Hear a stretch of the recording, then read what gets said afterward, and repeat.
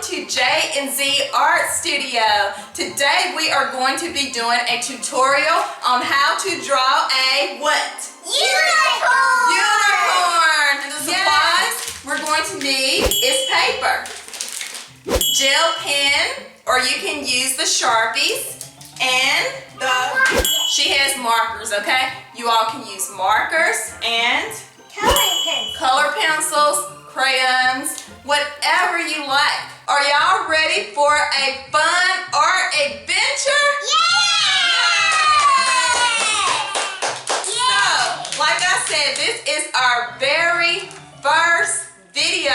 So please be sure to subscribe and all that because we're going to be coming with a whole lot of videos. So, let's introduce ourselves. My name is Jennifer. What's your name? Zariah. I'm Jenniya. And Jenniya.